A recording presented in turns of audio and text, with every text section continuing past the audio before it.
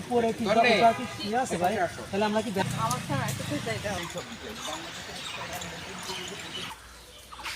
এটা নিয়ে সুন্দর একটা প্রতিবেদন করবো। আর ডাক্তার কি হচ্ছে যে ডাক্তার পছন্দ করো? আমরা এই মুহূর্তে ঝিনাইদহের 25 শয্যা বিশিষ্ট শিশু হসপিটালে অবস্থান করছি। বিশেষ কারণে আমাদের সামাজিক ঐক্য ঝিনাইদহের পক্ষ থেকে সিলিন্ডার শিশু হসপিটালকে হস্তান্তর করার জন্য। আসলে আমরা খুবই অভিভূত। আমরা সামনে থেকে বুঝতে পারি না যে বাংলাদেশে একমাত্র শিশু হসপিটাল যেটি ঝিনাইদহে, আমরা ঝিনাইদহবাসী গর্বিত।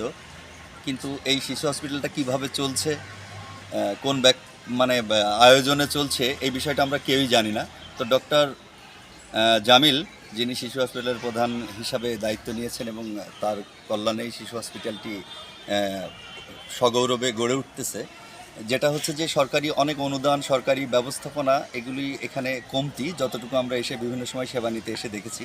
কিন্তু এই এনভায়রনমেন্টটা একদম পতিত ছিল। সেই জায়গাটা করোনা পরবর্তী সময়ে তার হাত ধরে ডক্টর হাসান ফরিদ জামিল তার হাত ধরে বেশ এগিয়ে যাচ্ছে। সে বিভিন্নভাবে সমাজের বিভিন্ন বিত্তবান লোক কিংবা বিভিন্ন সামাজিক সংগঠন তাদের সাহায্যে, নিজের উদ্যোগে, ইভেন আপনারা খুবই অবাক হবেন যে সে নানাবিধ, যেমন কলার বাগান করেছে, সে কলা বিক্রির টাকা দিয়ে অনেক সময় সে সিলিন্ডার করে। আবার সে প্রত্যেকটা গাছে চুইজাল করেছে। ইভেন হচ্ছে সে এখানে নিরাপদ সবজি করছে, যেগুলি হচ্ছে যে ডাক্তার, বিভিন্ন ডক্টর সেখানে যারা আছে তারা তাদের পারিবারিক চাহিদা মেটায়। একটা অসাধারণ প্রতিষ্ঠান।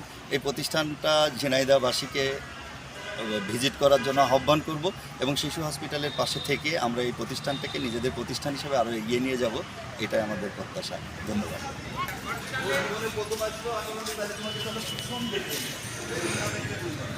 আমাদের টোটাল গ্রুপটা নিয়ে সুইমিং পুলে পানি থাকা সত্ত্বেও আজকে